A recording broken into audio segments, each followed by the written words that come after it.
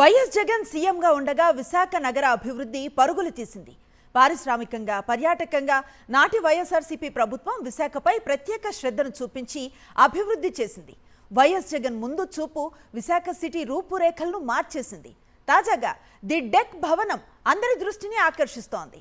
Deck భవనంలో space కోసం పలు సంస్థలు పోటీ పడుతున్నాయి. సిరిపురం జంక్షన్ కి తలమానికంగా ఉన్న డెక్ భవనం వైఎస్ జగన్ హయాంలో జరిగిన అభివృద్ధికి దిక్సూచిగా నిలుస్తోంది. ఆంధ్రప్రదేశ్లో విశాఖ ఏకైక మహానగరంగా అభివృద్ధి చెందుతోంది.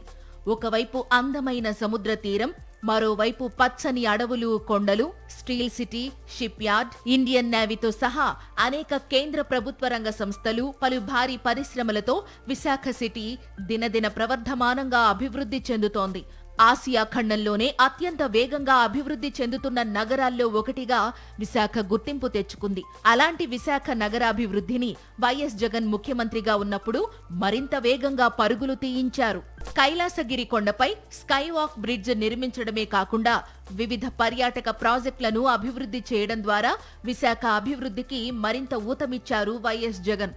నగరంలోని సిరిపురం జంక్షన్ వద్ద నాటి వైఎస్ఆర్సీపీ ప్రభుత్వ హయాంలో నిర్మించిన నౌక ఆకారంలో ఉండే ది డెక్ భవనం ఇప్పుడు అందరి దృష్టిని ఆకర్షిస్తోంది.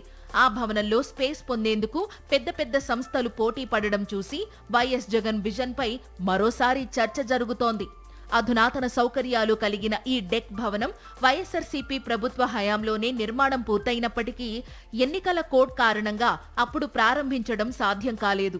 విశాఖ మహానగరాభివృద్ధి సంస్థ నిర్మించిన ది డెక్ లో ఆఫీసులు ఏర్పాటు చేసుకోవడానికి అవసరమైన స్పేస్ కోసం తీవ్రమైన పోటీ ఏర్పడింది.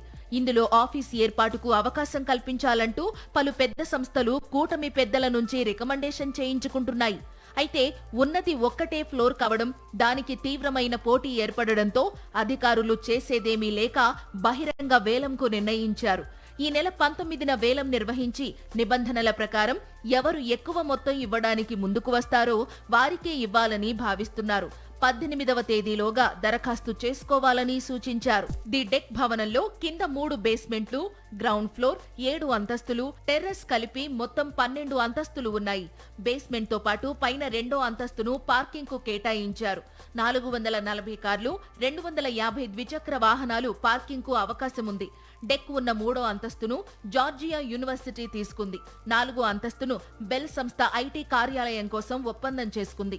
5వ అంతస్తులో రతన్ టాటా ఇన్నోవేషన్ హబ్ ఏర్పాటు చేశారు. 6, 7 అంతస్తులను దక్షిణ కోస్తా రైల్వే జోన్ జీఎం కార్యాలయం కోసం కేటాయించారు.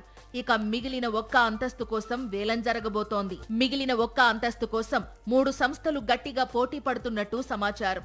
మాజీ సీఎం వైఎస్ జగన్ ముందు చూపుతో విశాఖను అభివృద్ధి చేయడంతో పాటు ప్రభుత్వానికి ఆదాయం వచ్చే మార్గాలను కూడా ఏర్పాటు చేశారని సిటీలో చర్చ జరుగుతోంది.